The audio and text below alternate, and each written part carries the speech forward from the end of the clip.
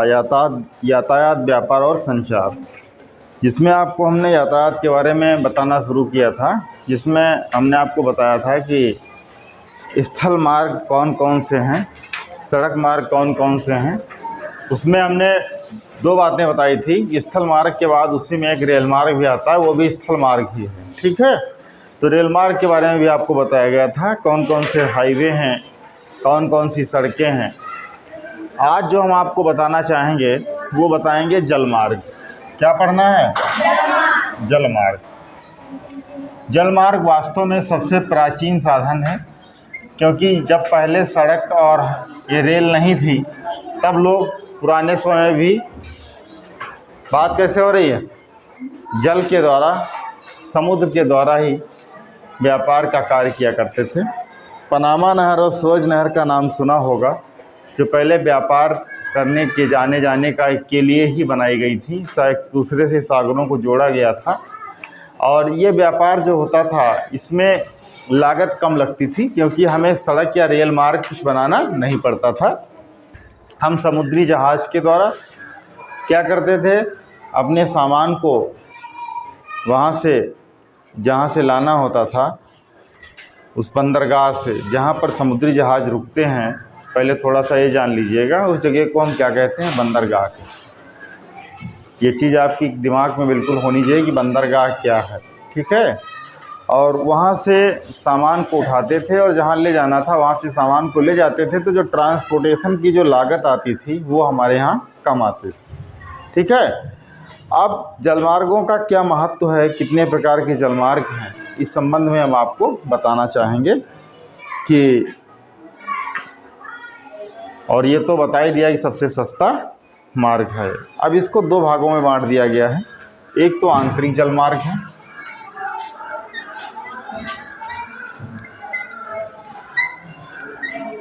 क्या है, आंतरिक जलमार्ग।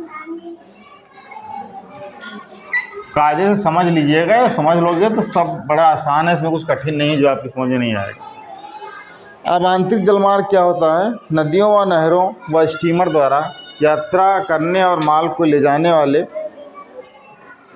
माल आने जाने के मार्ग को क्या कहते हैं, आंतरिक मार्ग। इसमें क्या चलता है, ये मार्ग नदियों के द्वारा किया जाता है। ठीक है, कोई देश है, देश के अंदर नदियां हैं, और उन नदियों से अगर मार्ग को हम एक दूसरी जगह ले जाते हैं नदियों स्टीमर के द्वारा, है ना, तो इसको हम क्या कहेंगे, आंतरिक जलमार्ग परिवहन कहेंगे। क्या कहेंगे, आंतरिक जलमार्ग परिवहन कहेंगे। और भारत के जो आंतरिक जलमार्गों का प्रयोग बहुत पहले से होता रहा है, क्योंकि आपको पता है कि पहले किसी भी देश में ना तो सड़क ही थी और ना ही यातायात के और रेल मार्ग की व्यवस्था थी, ना तो ही हवाई जहाज़ की व्यवस्था थी, हवाई मार्ग की व्यवस्था थी।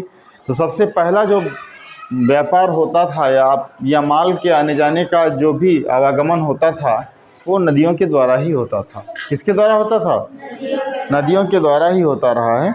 और इसके बाद में गंगा नदी पर एक बनाया गया है, इसको देख लीजिएगा।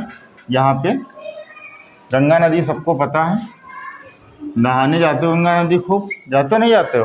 गंगा नदी भारत की एक पवित्र नदी मानी गई है, जिसके प्रति भारतीयों की न अपितु बल्कि विश्व के लोगों की भी आस्था है कि एक पवित्र नदी है और इसमें स्नान करने से हमारे पाप धुल जाते हैं।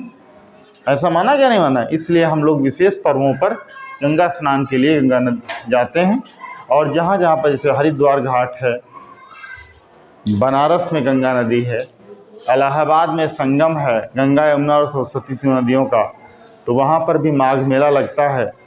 और उस माघ मेला में भी हजारों सैकड़ों की संख्या में ऋषि और लोग, भारत के नापित विदेश के भी लोग वहाँ पर स्नान करने के लिए पहुँचते हैं। ठीक है, तो ये पवित्र नदी है। तो इसमें जो गंगा, प्रयागराज व हल्दिया के बीच में, ये कहाँ से कहाँ बनाया गया है, प्रयागराज, जिसको पहले क्या कहते थे, इलाहाबाद नाम से जानते थे, लेकिन इसका नाम बदल दिया गया है प्रयागराज से हल्दिया।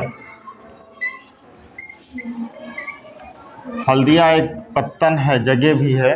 तो हल्दिया तक का जो मार्ग है वो 1620 किलोमीटर लंबा मार्ग है। कितना है, 1620 किलोमीटर लंबा मार्ग ये बनाया गया है। ये क्या है, किस चीज़ का उदाहरण है? ये हमारा आंतरिक जलमार्ग का उदाहरण है, क्योंकि यहाँ पर जो है आंतरिक जलमार्ग बनाया गया।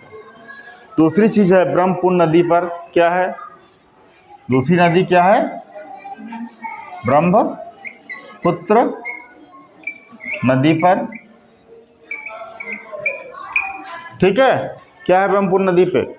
जो ब्रह्मपुत्र नदी हमारी है ये, इसमें क्या है, ब्रह्मपुत्र नदी के ऊपर भी एक बनाया गया है, यह मार्ग है जिस जो सदिया से धुबरी के बीच, कहाँ से कहाँ तक है? सदिया से धुबरी के बीच,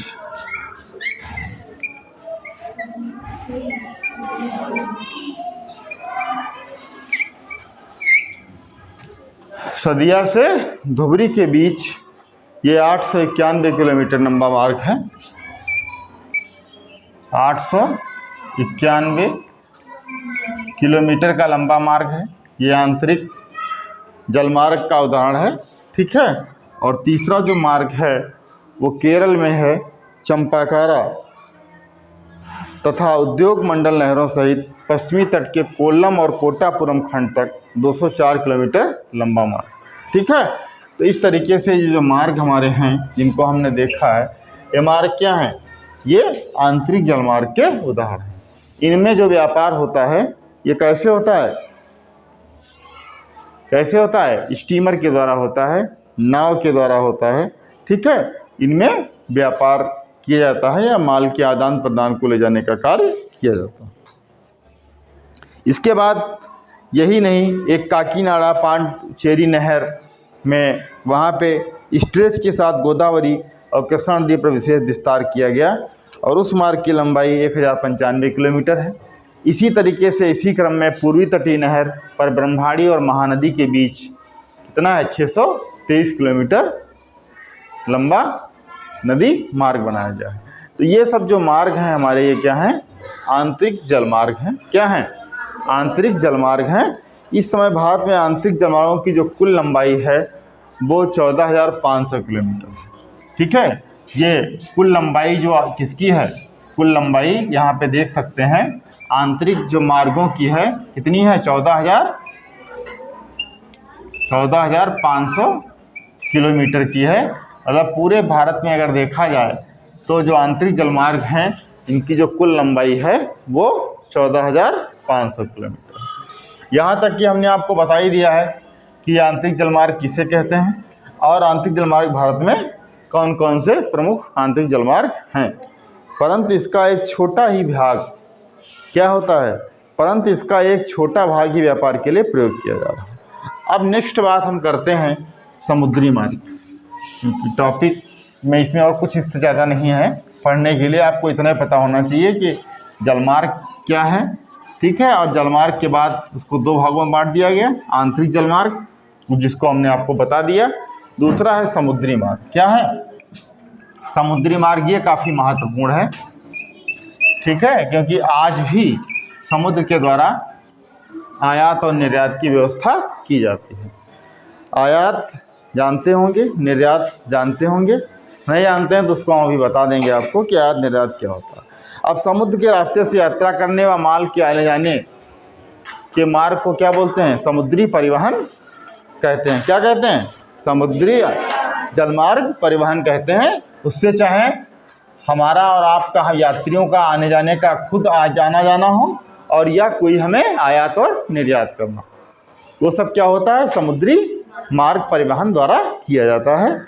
इस यातायात के साधन से का प्रयोग हम करते हैं दूसरे देश से, एक देश से दूसरे देश में ले जाने के लिए। जैसा आपको पता है कि हमारे देश में बहुत महासागर हैं, महासागरों के बारे में और कुछ सागर हैं। महासागर जैसे हमारे यहाँ है, आंध्र महासागर है, हिंद महासागर है, प्रशांत महासागर है, अटलांटिक महासागर है। तो ये महासागर क्या है? ये सब एक दूसरे से कनेक्ट हैं। क्या हैं? एक दूसरे से जुड़े हुए हैं। और जहाँ पर भी ये जुड़े नहीं हुए हैं वहाँ पर अगर मान लो यहाँ पे कोई कॉन्टिनेंट पड़ जाता है और इस कॉन्टिनेंट से इधर मान लो सागर पड़ जाता है, तो उसके बीच में जाने के लिए हम लोगों ने क्या किया है? नहरें बना दी हैं, एक कनेक्टिंग मार्ग बना दिया है, जिससे इस सागर से उस देश तक जाने में हमें आसानी होती है, ठीक है। ये आपको आगे पढ़ाया जाएगा कि किस तरीके से कहाँ पे क्या किया गया। तो यहाँ पर आपको इतना जानना है इस समुद्री मार्ग का तात्पर्य हमारा इस चीज़ से है कि समुद्र के रास्ते से यात्रा करने वाले व माल के आने जाने वाले को समुद्री जलमार्ग कहते हैं। उससे हम चाहे यात्रा करें और चाहे मार्ग का। हमारे देश का लगभग 95%, अब देखिए कितना महत्वपूर्ण है, 95% क्या होता है, जो सामान का मंगाया जाता है या व्यापार होता है, 95% व्यापार काहे से होता है, काहे से होता है, समुद्री मार्ग से ही होता है। काहे से होता है, समुद्री मार्ग। ये पूछा जा सकता है क्वेश्चन आपसे, या आगे परीक्षाओं में पूछा जा सकता है कि भारत का जो है सर्वाधिक व्यापार किस मार्ग से होता है, तो आप आँख मीच करके टिक लगा सकते हैं कि सर्वाधिक व्यापार काहे से होता है, समुद्री मार्ग से होता है।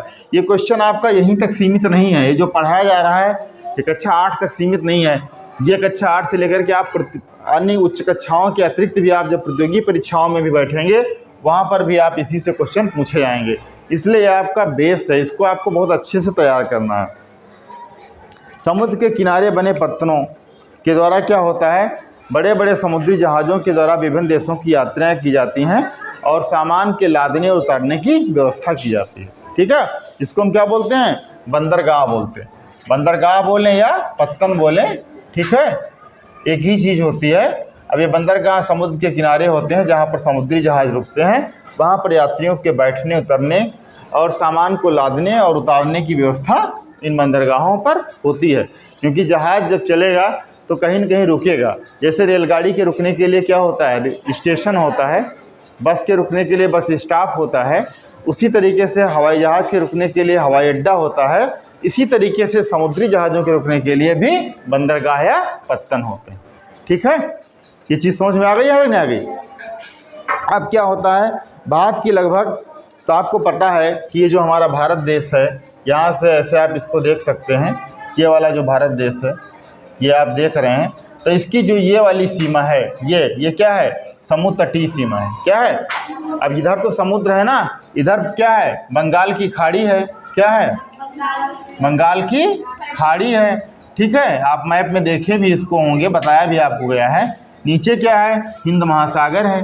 क्या है, हिंद महासागर है यहाँ पे।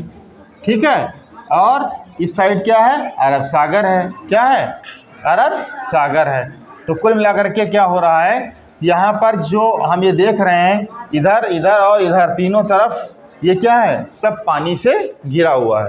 और ये हमारा भारत की समुद्र तटीय, ठीक है, सीमाएं हैं। ठीक है, यहाँ पर जो भी राज्य हमारे हैं वो समुद्र की तटीय सीमा से, तो कहाँ होगा, ये इसकी लंबाई कितनी है, ये समुद्र तटीय सीमा है भारत की, इसकी लंबाई 7,516 किलोमीटर। कितनी है, 7,516 किलोमीटर जो है, ये क्या है, लंबाई है तट रेखा की। और 12 प्रमुख और 200 अन्य पत्तन हैं। अब इसी में क्या बनाया गया, पत्तनों की संख्या कितनी है, 12 तो प्रमुख पत्तन हैं। ठीक है, कितने हैं, प्रमुख बंदरगाह हैं, कितने, 12। ठीक है, और 200 जो हैं कितने हैं, अन्य बंदरगाह हैं या छोटे बंदरगाह हैं या सहायक बंदरगाह हैं। ठीक है, अन्य पत्तन है। तो 12 जैसे ऐसे होता है, जैसे आपका एक होता है हवाई अड्डा। ठीक है, कि हवाई वहाँ पे घरेलू फ्लाइट्स, डोमेस्टिक फ्लाइट्स जिनको बोलते हैं, क्या बोलते हैं, डोमेस्टिक फ्लाइट्स, जैसे घरेलू, यानी इस राज्य से उस राज्य जाना। जैसे लखनऊ से हमको दिल्ली जाना है, तो ये फ़्लाइट हमारी क्या होगी, डोमेस्टिक फ़्लाइट होगी। क्या होगी, डोमेस्टिक फ़्लाइट होगी। और यही अगर हमें यहाँ से कहाँ जाना है, अगर यहाँ से हमको अमेरिका जाना है, ठीक है, कहीं भी अदर कंट्री को जाना है, किसी भी अदर कंट्री को आप जाते हैं, तो वो इंटरनेशनल क्या बोली जाएगी, इंटरनेशनल फ़्लाइट बोली जाएगी। क्योंकि वो एक देश से दूसरे देश को कनेक्ट करती है। क्या करती है, एक देश से दूसरे देश को कनेक्ट करती है। क्योंकि एक देश से दूसरे देश के यात्रियों का आवागमन उस इंटरनेशनल फ़्लाइट के द्वारा किया जाता है। तो उसको क्या बोलते हैं, क्या बोलते हैं, अंतर्राष्ट्रीय हवाई अड्डा। क्या बोलते हैं, अंतर्राष्ट्रीय हवाई अड्डा। यानी एक राष्ट्र से दूसरे राष्ट्र के बीच जो संबंध जोड़ने का कार्य हवाई मार्ग के द्वारा करता है, उसको हम क्या बोलते हैं, अंतर्राष्ट्रीय हवाई अड्डा बोलते हैं। ठीक है, तो ये जो 200 जो अन्य पत्तन हमारे हैं, ये सहायक पत्तन है, ठीक है, या बंदरगाह है। लेकिन ये जो 12 हैं ये क्या है, प्रमुख बंदरगाह हैं और इसी समुद्र तटीय सीमा के पास में। यहाँ तक की चीज़ समझ में आ गई? इसको समझिए कायदे से, नहीं समझोगे तो फिर आगे आपको दिक्कत होगी समझने में, ठीक है। बाकी बातें आप लोग बाद में करिएगा, पहले जो महत्वपूर्ण चीज़ है इसको आप देखिएगा। अब ये तट आपके दिमाग में एक ग्राफ आ जाना चाहिए कि ये समुद्र तटीय सीमा क्या है, ठीक है, और इसकी लंबाई कितनी है। 7516 किलोमीटर है। ये भी क्वेश्चन आपका बनता है, जीएस में पूछा जाता है जब आप एग्ज़ाम देते हैं, परीक्षाएं देते हैं, ठीक है। बड़े पत्तनों की देखभाल कौन करता है? केंद्र सरकार करती है। ये जो 12 प्रमुख बंदरगाह हैं इनके देखने का जो कार्य है वो केंद्र सरकार के द्वारा किया जाता है। केंद्र सरकार क्या है आपको पता है कि जो भारत का जो प्रधानमंत्री होता है वो केंद्र का प्रतिनिधित्व करता है, ठीक है। और बाकी जो अन्य पत्तन हैं ये किसके द्वारा देखे जाते हैं? राज्य सरकार। जिस राज्य में होता है वहाँ पर राज्य सरकार उसकी देखभाल का कार्य करती है, ठीक है।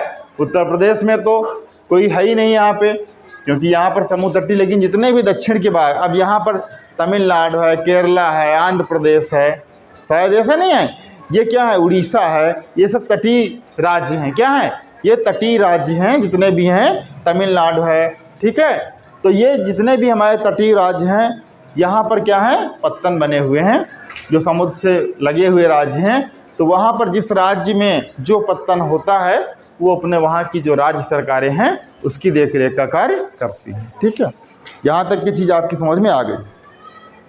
अब पत्तनों की बात करते हैं तो मैप में आप देख सकते हैं, भारत का मैप देखिएगा, उसमें आपको दिखाई देगा कि मुंबई, कोलकाता, हल्दिया, कोलकाता में एक जगह है हल्दिया, ये भी आपने आपको बताया था हमने, हल्दिया पत्तन है।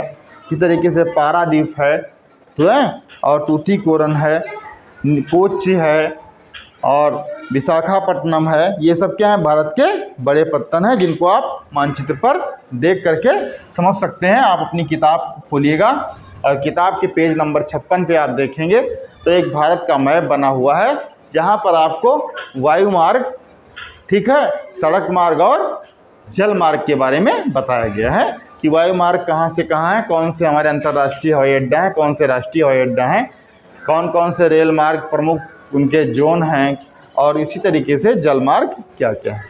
तो हम आशा करते हैं ये चीज़ आपकी समझ में आ गई होगी कि जल मार्ग क्या है। अब तीसरा मार्ग कौन सा बचा था जिसको हमें बताना था।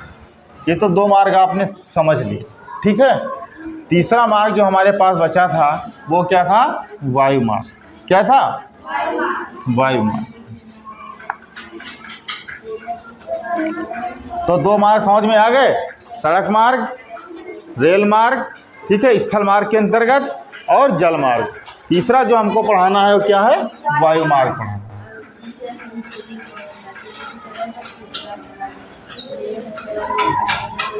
अब वायु मार्ग क्या है, सबको पता है कि वायु जैसे पता चलता है कि हवा में बनाया गया मार्ग है जो हमें दिखाई नहीं देता है। दिखाई देता है किसी को? बताओ, किसी को दिखाई देता है? तुमको लगता है कि हेलीकॉप्टर जहाँ जिधर से मन होता होगा उधर चला जाता होगा, या हवाई जहाज़ का जिधर मन होता उधर चला जाता होगा? क्या ऐसा है? कैसा है फिर बताइए। जैसे आप आकाश में हेलीकॉप्टर या हवाई जहाज़ को उड़ते हुए देखते हैं तो आपके मन में क्या विचार आता है कि ये उड़ते हुए जा रहे हैं, इसमें लोग बैठे होंगे या इसमें कोई सामान जा रहा होगा। लेकिन ये जा रहे होंगे तो इनको अगर मान लो यहाँ से उड़ता है, उसको दिल्ली जाना है, तो आप सोच रहे होंगे कि इधर से उड़ेगा और दिल्ली की तरफ चला जाएगा। लेकिन ऐसा नहीं है, इनके भी मार्ग निर्धारित किए गए हैं। बिना मार्ग के कोई भी हेलीकॉप्टर या हवाई जहाज़ नहीं चलता है। इनका एक कंट्रोलिंग एरिया होता है, जहाँ से ये उड़ते हैं वहाँ से इनको बताया जाता है कि आपको किस मार्ग पर जाना है, किस मार्ग पर जाना है और कितनी ऊंचाई पर जाना है। ये पहले सैटेलाइट द्वारा सर्वे कर लिया जाता है कि इतनी ऊंचाई तक कहीं बीच में कोई बिल्डिंग या पेड़ पौधे तो नहीं पड़ेंगे, ठीक है। और इस कक्षा 7 में आपने पढ़ा होगा वायुमंडल की परतें, जिसमें आपको पढ़ाया गया है क्षोभ मंडल, समताप मंडल, ओजोन मंडल, ठीक है। तो क्षोभ मंडल जो हमारी लेयर होती है वहाँ पे मौसम संबंधी घटनाएं अक्सर होती रहती हैं, जिसकी वजह से उड़ानें प्रभावित होती हैं। इसलिए जहाज़ों को और उससे ऊपर लेयर पे उड़ाया जाता है, जहाँ पे मौसम दिक्कत नहीं करता है। तो जो जितने भी वो होते हैं यहाँ पे, ये मान लीजिएगा कि एयरपोर्ट, तो वहाँ पर एक कंट्रोलिंग सिस्टम होता है। जो पायलट होता है जो हवाई जहाज़ को उड़ाता है, उसको हम क्या बोलते हैं? पायलट बोलते हैं। और हवाई जहाज़ और हेलीकॉप्टर में अंतर होता है। हेलीकॉप्टर को हम यहाँ भी उतार सकते हैं, लेकिन हवाई जहाज़ को हम वैसे नहीं उतार सकते। हवाई जहाज़ के लिए हवाई अड्डे की ज़रूरत होती है, क्योंकि उसके लिए रनवे की आवश्यकता होती है जिसके ऊपर वो दौड़ता है। हवाई जहाज़ पहले खूब तेज़ी से दौड़ता है और उसके बाद फिर वो ऊपर की ओर लैंडिंग करता है, ठीक है।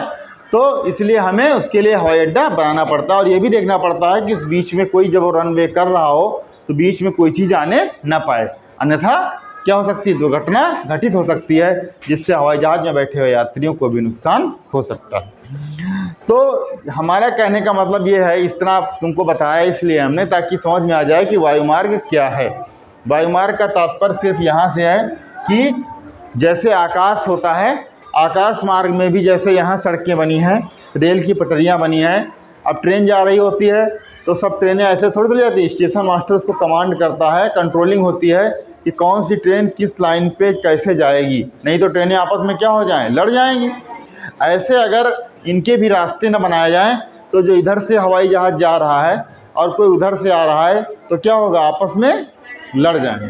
जब आपस में लड़ जाएंगे तो फिर क्या होगा? आपने सुना भी होगा अभी सेना का यहाँ या हवाई जहाज़ दुर्घटनाग्रस्त हो गए, लड़ गए, या कुछ दिक्कत हो गई, मौसम ख़राब हो गया, उसकी वजह से उतारना पड़ गया उनको, ठीक है। तो ये सारी चीज़ें क्या होती हैं? वायुमार्ग के लिए ध्यान रखने योग्य हैं कि उनकी भी कंट्रोलिंग एक रास्ते होते हैं और उनका भी कंट्रोल नियंत्रण किया था, वो बिना भी रास्ते के नहीं चलते हैं, ठीक है। और यातायात का सबसे तेज़ गति का साधन क्या है? सबसे पहली चीज़ तो यह है कि ये सबसे तेज़ गति का साधन, इससे तेज़ अभी कोई भी साधन नहीं चलता। सबसे तेज़ गति का साधन कैसे चलता है? सबसे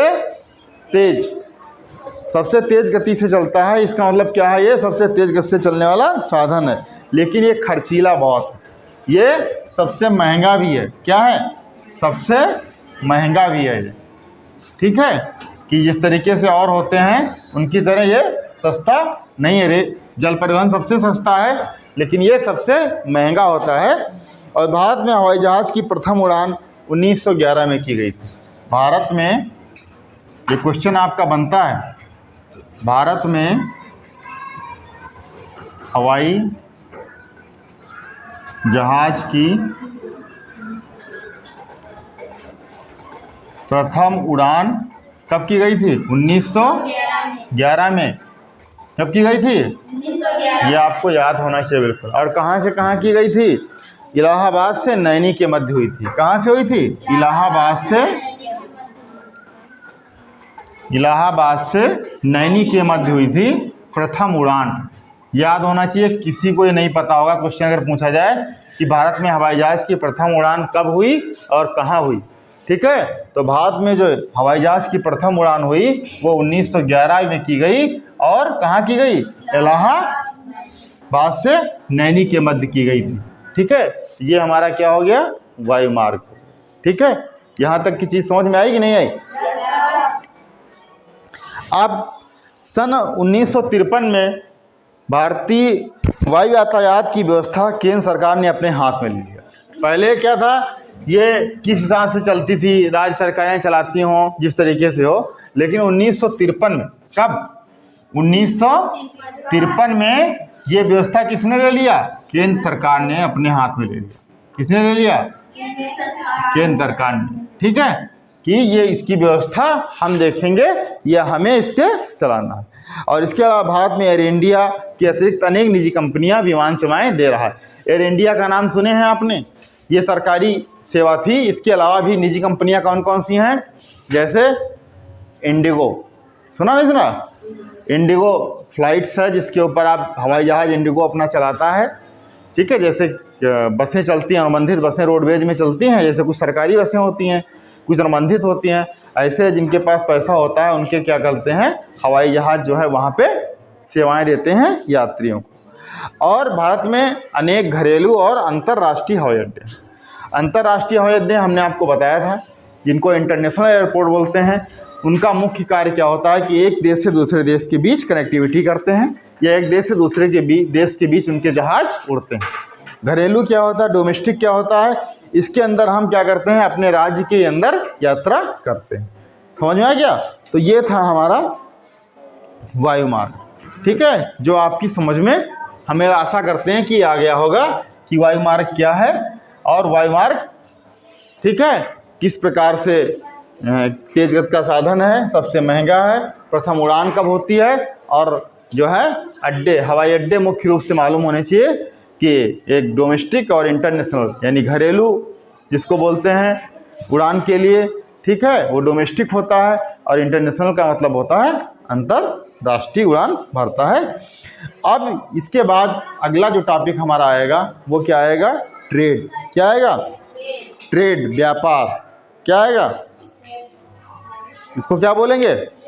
व्यापार बोलेंगे। ये हम आपको नेक्स्ट टाइम पढ़ाएंगे, ठीक है। आज तक बस जो आपको पढ़ाना है वो आपका सिर्फ इतना ही है कि जितने भी मार्ग थे वो हमने आपको पूरे कर दिए, ठीक है।